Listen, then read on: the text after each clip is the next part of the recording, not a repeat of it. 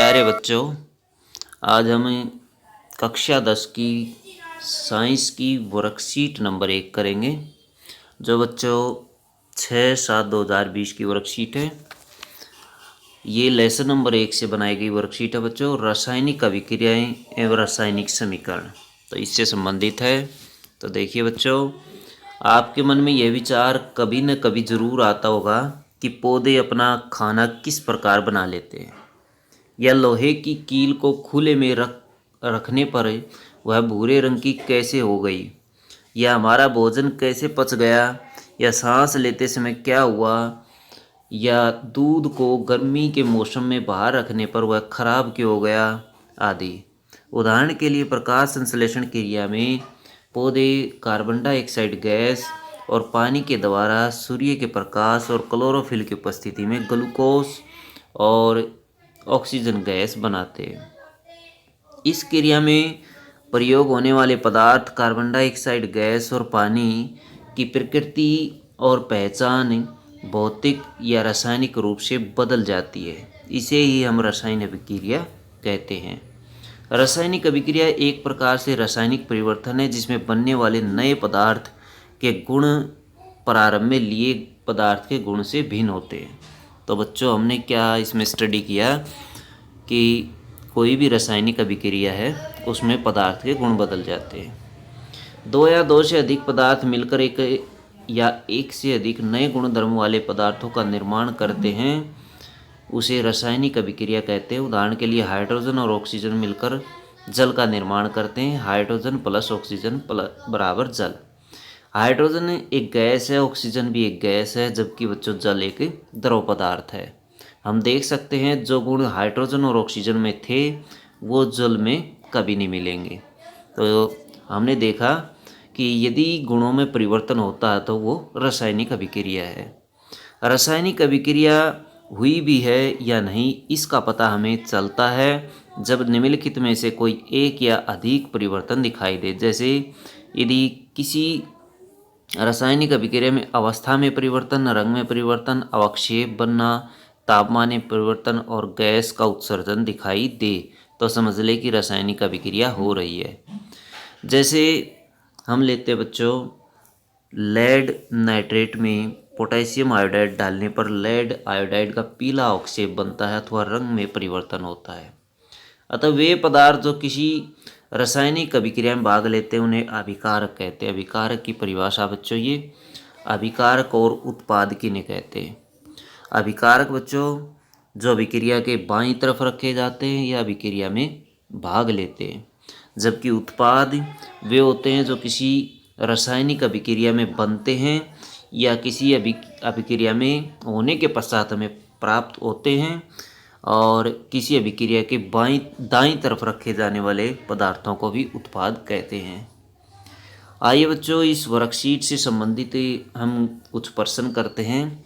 प्रश्न नंबर 1 देखिए, हम कैसे कह सकते हैं कि किसी परिवर्तन में रासायनिक अभिक्रिया हुई है या नहीं है। दूसरा क्वेश्चन देखिए, इस तरह से हम ये क्वेश्चन है नीचे हल करेंगे।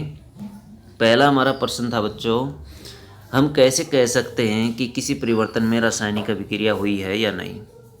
उत्तर देखिए बच्चों, किसी पदार्थ के गुणों में यदि परिवर्तन हो जाए, उसके अंदर गैस निकले, उसके रंग में परिवर्तन हो जाए, उसमें अवस्था परिवर्तन हो जाए, तो हम कह सकते हैं कि वो रासायनिक अभिक्रिया हुई है। प्रश्न नंबर 2 है, निम्नलिखित क्रियाओं में से रासायनिक परिवर्तन को छांट कर लिखिए। कुछ परिवर्तन ऊपर दिए गए थे बच्चों।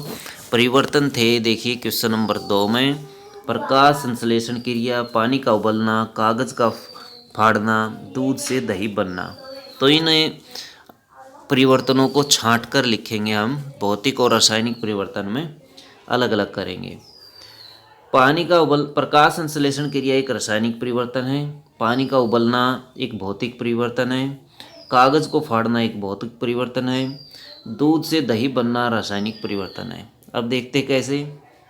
प्रकाश संश्लेषण प्रक्रिया में जल और कार्बन डाइऑक्साइड से हमें जो उत्पाद प्राप्त होते हैं वो ग्लूकोज और ऑक्सीजन प्राप्त होते हैं।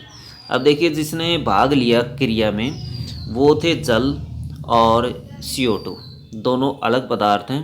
जबकि प्राप्त होने वाले पदार्थ ग्लूकोज और O2 है अथवा ऑक्सीजन है बच्चों, जो कि पहले वाले पदार्थों से बिल्कुल अलग है। पानी का उबलना एक भौतिक परिवर्तन है। पानी जब उबलता है तो वो भाप में बदल जाता है, और भाप भी एक जल का रूप है, और शुरुआत में पानी भी एक जैसे दोनों के दोनों रूप है, यानी एक ही पदार्थ है दोनों के दोनों। भाप भी उसी पदार्थ से बनी है जिस पदार्थ से पानी बना हुआ है।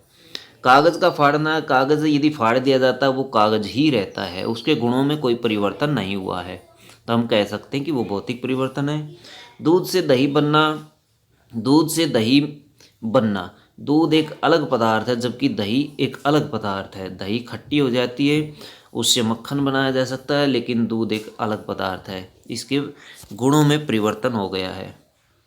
प्रश्न नंबर 3 देखिए, दी गई रासायनिक अभिक्रिया में अभिकारक एवं उत्पाद लिखिए। जो ऊपर देखिए बच्चों क्वेश्चन में अभिक्रिया दी गई है, ये अभिक्रिया देखिए, magnesium plus oxygen magnesium oxide, carbon plus oxygen carbon dioxide. अब हमने इनमें अभिकारक और उत्पाद छांटने हैं, तो बच्चों अभिकारक और उत्पाद कैसे छांटेंगे?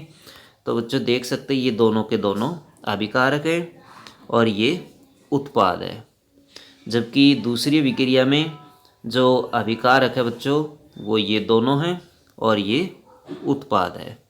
तो हम इसमें आंसर क्या दे सकते हैं? मैग्नीशियम और ऑक्सीजन अभिकारक हैं जबकि मैग्नीशियम ऑक्साइड उत्पाद है पहले का, और दूसरे का कार्बन और ऑक्सीजन अभिकारक है जबकि कार्बन डाइऑक्साइड उत्पाद है। कार्बन डाइऑक्साइड उत्पाद है। क्वेश्चन नंबर 4 देखिए, प्रकाश संश्लेषण क्रिया के अभिकारकों और उत्पादों के नाम लिखकर रासायनिक अभिक्रिया लिखिए। तो इसके अभिकारक लिखेंगे। अभिकारक कौन कौन से बच्चों? सूर्य का प्रकाश, क्लोरोफिल, कार्बन डाइऑक्साइड और जल, ये अभिकारक हैं, जबकि उत्पाद ऑक्सीजन, ग्लूकोज और ऊर्जा है। अभिक्रिया 6CO2 + 6H2O, यहाँ पर बच्चों सनलाइट आएगा, सूर्य का प्रकाश, और क्लोरोफिल आएगा बीच में। और हमें प्राप्त क्या होता है बच्चों? हमें ग्लूकोज प्राप्त होता है, C6H12O6, ये ग्लूकोज का सूत्र है, और +6O2 ये ऑक्सीजन हमें प्राप्त होती है, प्लस ऊर्जा भी हमें मिलती है। प्रश्न नंबर 5, पूजा की मम्मी गर्मी में गुथा हुआ आटा फ्रिज के अंदर रखकर भूल गई। सुबह देखने पर आटे में कुछ परिवर्तन दिखाई दिए। यह परिवर्तन भौतिक है या रासायनिक है? तो बच्चों ये जो परिवर्तन है ये रासायनिक परिवर्तन है।